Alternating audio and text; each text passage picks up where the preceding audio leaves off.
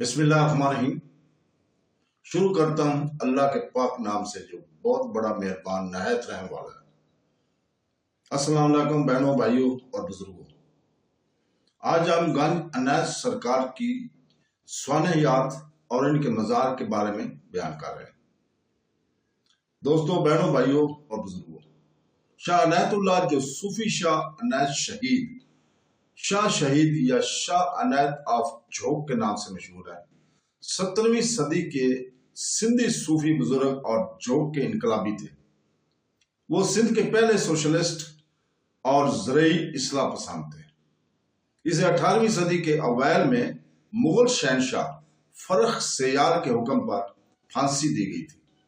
صوفی عنایت پر فرخ سیال مقامی جگیرداروں اور ملاؤں کی تسلط کو چیلنج کرنے کے لیے کسانوں کی ایک چھوٹی فوج کی قیادت کرنے کا الزام تھا۔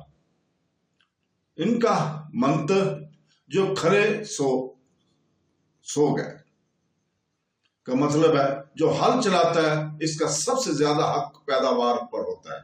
اس کی مقبولیت نے جاگیرداروں کو فرخ سیال سے رابطہ کرنے پر مجبور کیا، جس نے شمالی سندھ کے حکمران میاں یار محمد کلہوڑو کو عنایت اور اس کے ساتھیوں کو جڑ سے اکھاڑ پھینکنے کا حکم دیا۔ جھوک کے طویل محاصرے کے نتیجے میں کلہوڑا کمانڈر کی طرف سے مذاکرات کی پیشکش ہوئی۔ صوفی عنایت نے مزید خونریزی سے بچنے کے لیے اس پیشکش کو قبول کیا، لیکن اس کے بجائے اسے گرفتار کر لیا گیا اور بعد میں ٹھٹھو میں پھانسی دے دی گئی۔ شاہ عنایت سن 1655-56 عیسوی میں میران پور سندھ میں جھوک کے قریب ایک سندھی لنگا خاندان میں پیدا ہوئے، جہاں جدید دور میں ٹھٹھا ٹنڈو محمد خان حیدرآباد سڑک ہوتی تھی۔ ان کی ابتدائی تعلیم ان کے والد مخدوم فضل اللہ نے فراہم کی۔ انہوں نے ایک روحانی رہنما کی تلاش کے لیے برِ صغیر کا سفر کیا۔ آپ برہان پور پہنچے اور قادریہ کی تعلیم حاصل کی۔ انہوں نے بیجاپور اور وہاں سے دہلی کا سفر کیا۔ بیجاپور میں وہ شاہ عبد الملک ابن شاہ عبد الجیلانی قادری کے شاگرد تھے۔ جب ان کی تعلیم مکمل ہوئی تو اپنے مرشد سے رخصت لے روانگی سے قبل شاہ عبد الملک نے اپنے شاگرد کے سامنے 4 چیزیں رکھی: تسبیح، نماز کی چٹائی، کرہ اور تلوار۔ شاہ عنایت نے تلوار شہادت کی علامت کا انتخاب کیا، جس کے لیے ان کے مرشد نے پوچھا، اے فقیر، اس تحفے کی کیا قیمت دو گے؟ انہوں نے جواب دیا، قیمت میرے سر کی ہے۔ میران پور واپس آئے شاہ عنایت نے اپنے دن مراقبہ اور دعا میں گزارے۔ اسے اپنے آبائی شہر کے قریب اپنے آباء و اجداد سے وراثت میں ایک وسیع زمین ملی تھی۔ ان کا پیغام محبت، رواداری اور مساوات کا تھا۔ کسانوں نے اپنی زمینیں چھوڑ کر شاہ عنایت کے لیے کام کرنے کے لیے اس کی کمیونٹی میں شمولیت اختیار کی، کیونکہ اس نے اپنی زمینوں پر اجتماعی کھیتی باڑی کی۔ اس نے نعرہ لگایا تھا، جو زمین کاشت کرتا ہے وہ کھانے فصل کا حقدار ہے۔ اس نے میران پور میں ایک خانقاہ قائم کی اور اپنی زمین بے زمین کاشتکاروں میں تقسیم کر دی۔ اس نے زمینداروں کے ساتھ ساتھ آرتھوڈکس الہیات سے بھی مخالفت کا اظہار کیا۔ اس نے کسانوں کے درمیان بہت سے پیروکاروں کو اپنی طرف متوجہ کیا اور انہیں حکمرانوں، جگیرداروں اور مذہبی علماء کے خلاف منظم کیا۔ ان پر زور دیا کہ وہ حکمرانوں کو زرعی ٹیکس نہ دیں یا زمینداروں کو ان کی پیداوار کا حصہ نہ دیں۔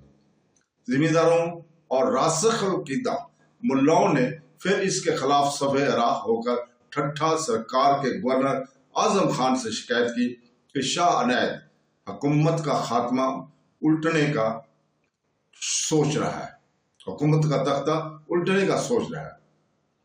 تو دوستو، ضلع سندھ ٹھٹھا سرکار کے علاقے میں اس کے پیروکاروں میں شاہ عنایت کے بڑھتے ہوئے اثر و رسوخ نے جگیردار یار محمد کلہوڑا میں کافی عدم اطمینان کا باعث بنا۔ مؤخر الذکر نے بکھر سرکار شمالی سندھ اور سیون سرکار وسطی سندھ پر سیاسی غلبہ حاصل کیا، اور اس طرح وہ ٹھٹھا سرکار پر تسلط قائم کرنا چاہتے تھے۔ जो अब तक मुगल नवाबों की हुकूमत में था। कलोड़ो खानदान के पहले हुक्मरान कलोड़ो ने सिंध भर में अपनी ताकत को मुस्तहकम करने की कोशिश की, लेकिन सूफी शाह अनायत की समाजी तहरीक को इनके अज़ाइम को पूरा करने में एक रुकावट नजर आई। इस तरह वो दिगर बाअसर जिम्मेदारों और दरगाह के पैरोकारों के साथ मिलकर दिल्ली हुकूमत को शाह अनायत और इनके पैरोकारों के खिलाफ मुगलिया सुल्तनत के खिलाफ बगावत करने पर आमादा करने में कामयाब हो गए। फर्रुख सियार के हुक्म पर कलोड़ो चीफ और ठट्ठा के गवर्नर की मुगल फौज की मुश्तरका फौजों के साथ जंग शुरू हुई। झोंक की लड़ाई मुगल अफवाज के साथ इनकी मुकामी हुक्मरानों और सूफियों के एक ग्रोह के दरमियान एक साधन थी, जिन्होंने इस वक्त के जागीरदाराना और साम्राज्यी निजाम के खिलाफ बगावत का इंतखाब किया। झोंक शहर का तकरीबन 4 माह तक मुआसरा किया गया, लेकिन शाह अनायत के पैरोकारों ने सख्त मुजामत की। शाह अनायत 1 जनवरी सन 1718 को हमला आवरों पर हमला करने की तैयारी कर रहे थे, जब कलोड़ो के सरदार ने शहजाद खान तालपुर को कुरान का साथ शाह अनायत को अमन मुज़ाकरात की दावत देने के लिए भेजा था। ताहम जब शाह अनायत ने बातचीत के लिए यार मोहम्मद कलोड़ो से मुलाकात की तो इसे गिरफ्तार करके ठट्ठा लाया गया और मुगल गवर्नर के सामने पेश कर दिया गया। शाह अनायत का निसब फजलुल्लाह से साधु लंगा तक मिलता है, जिसका खानदान मुल्तान में काफी बासर था। साधु लंगा के आबा व अजदाद बगदाद से हिजरत करके मुल्तान के करीब उच्च शरीम में आबाद हुए, जहां वो इस जगह के सहरवर्दी सुन्नतों से मुंसलिक हो गए। मखदूम फजलुल्लाह लंगा बाद में इस वक्त के मुगल गवर्नर की तरफ से जमीन दिए जाने पर दुल्लाह हथौड़ो में आबाद हुए। शाह अनायत हैदराबाद के मशरक में पठोरो के झोंक में सन 1655 में पैदा हुए। मीरान शाह मेहदी के नाम पर इसे महरानपुर भी कहा जाता है। शाह अनायत ने अपनी जवानी का पूरा दौर शहर झोंक में गुजारा। इसने फारसी और अरबी की तालीम मीरानपुर में हासिल की और सिंधी के मशहूर लोकगीतों और क्लासिकी शायरी से बखूबी वाकिफ थे। वो एक सूफियाना रहनुमा की तलाश में घूमते रहे, यहाँ तक कि इनकी मुलाकात बीजापुर में शाह अब्दुल मलिक इब्ने शाह अबीदुल्लाह जिलानी कादरी से हुई। इसके बाद जब वो बज़ाहिर फना शाह के मंजिल अबूर कर चुके तो सूफियाना रहनुमा की मुकम्मल शरागत थी और खुद सूफियानी कादत की अला दर्जे पर पहुंच गई थी। तो शाह अब्दुल मलिक ने इन्हें शाह गुलाम मोहम्मद के हाथ में ज़हरी अलूम सिखाने के लिए दिल्ली भेजा। फिर वो सिंध वापस चले गए। इनकी उस्ताद इनके रूहानी कारनामों से बहुत मुतासर होकर इनकी पैरवी करने हुए ठट्ठा में भी आबाद हो गए, क्योंकि शाह अनायत फना के आला दर्जे पर पहुंच चुके थे और वो ज़हरी दुनिया के फितने से आजाद थे। इसलिए ठट्ठा के अहलियात और ज़हरी इल्म के अलमबरदारों ने इसे बिदती करार देते हुए इसकी सख्त मुखालफत की। ठट्ठा में वाहद आलमदीन में जिसने शाह अनायत के दावों को जोश व खरोश से कबूल किया, वो मखदूम मोहम्मद मईन ठठवी सन 1748 थे। शाह अनायत ने अपने शागिर्दों के एक ग्रोह के साथ ठट्ठा के मुख्तलिफ माहौल को छोड़ना ज्यादा दानिशमंदी समझा और अपने आबाई मुकाम पर लौट आए। झोंक लफ्जी तौर पर वो जगह जहां ऊंट घुटने टेकते हैं या जहां बड़ी तादाद में लोग बसते हैं। मीरानपुर वापस आए पर शाह अनायत ने अपने दिन मुराकबा और दुआ में गुजारे। इनका पैगाम मोहब्बत, रवादारी और मसावत का था। इसने मेरे अनपुर में खानगाह कायम की और अपनी जमीन बेजमीन काश्तकारों में बांट दी। जरी सिंध ठट्ठा सरकार के इलाके में इनके पैरोकारों में सूफी शाह अनायत के बढ़ते हुए अरसर और रसूख ने मियाँ यार मोहम्मद कलोड़ो के दिल में बहुत ज्यादा बेइत्मीनानी पैदा की, जिन्होंने पक्कर सरकार शुमाली सिंध और सेवन सरकार वस्ती सिंध पर सियासी तसल्लुत का लुत्फ उठाया। मियाँ यार मोहम्मद कलोड़ो की पूरे सिंध पर अपनी ताकत को मुस्तहकम करने की मुहिम ने इस सूफी शाह अनायत की समाजी तारीख को इनके अज़ाइम की तकमील में सबसे बड़ी रुकावट करार दिया। झोंक शहर का तकरीबन 4 माह तक मुआसरा किया गया। सूफी शाह अनायत کی شہادت پر کچھ دن بعد 7 جنوری سن 1718 کو ان کا سر قلم کر دیا گیا۔ اپنے مقدمے کی سماعت کے دوران شاہ عنایت کی موت کی آرزو تھی اور اس لیے سندھ کے حلاج کے نام سے جانا جاتا تھا اور اسے صوفیہ کا تاج پہنایا جاتا تھا۔ اپنے جلاد کے لیے ان کے آخری الفاظ حیات میں تھے: تم نے مجھے وجود کے زنجیروں سے آزاد کر دیا، اللہ تمہیں اب اور آخرت میں برکت دے۔ تو دوستو، مقتول کا سر مغل بادشاہ فرخ کے دربار میں دلی لے جایا گیا۔ راستے میں سر نے 700 آیات کی تلاوت کر کے ثابت کیا کہ اللہ کے نام پر شہید ہونے والے ہمیشہ زندہ رہتے ہیں۔ فرخ کے دربار میں شاہ عنایت شہید کے 2 پرجوش عقیدت مند موجود تھے۔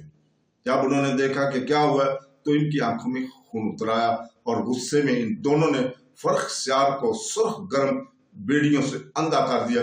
افراتفری مچ گئی اور ایک شاگرد مارا گیا، جبکہ دوسرا اپنے شہید آقا کا سر لے کر فرار ہونے میں کامیاب ہو گیا اور اسے جھوک پہنچا دیا۔ ٹھٹھا کے ایک سید نے ایک مزار بنایا جہاں شاہ شہید دفن تھے۔ باقی ہزاروں شہداء کو 7 اجتماعی قبروں میں دفن کیا گیا، جن میں سے ہر ایک کو گنج شہید کہا جاتا ہے۔ اس معرکے میں 24,000 پیروکار شہید ہوئے، جس کا موازنہ صرف کربلا کی جنگ سے کیا جا سکتا ہے۔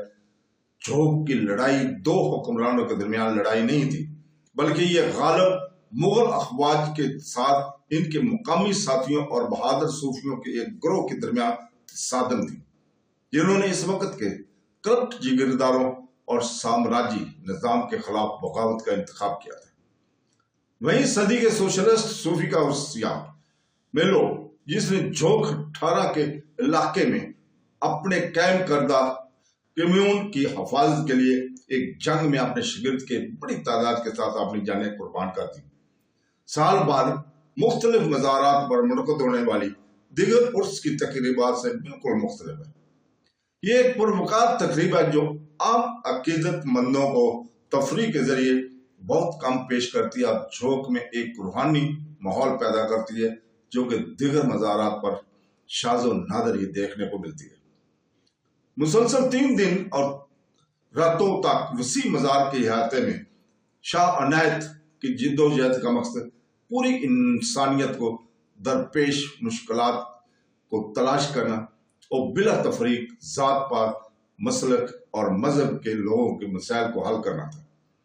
اس نے قتل ہونے کی ترجیح دی، لیکن ظالموں کے سامنے ہتھیار ڈالنے سے انکار کر دیا۔ شاہ عنایت نے تلوار اٹھا لی جابر حکمرانوں اور جگیرداروں کے خلاف، اور ان کا پیغام جی کو کھرے سو کھائے، جو جتی ہے اسے کھانے کا حق ہے کا خطاب نہ صرف سندھ بلکہ پوری دنیا کو دیا گیا۔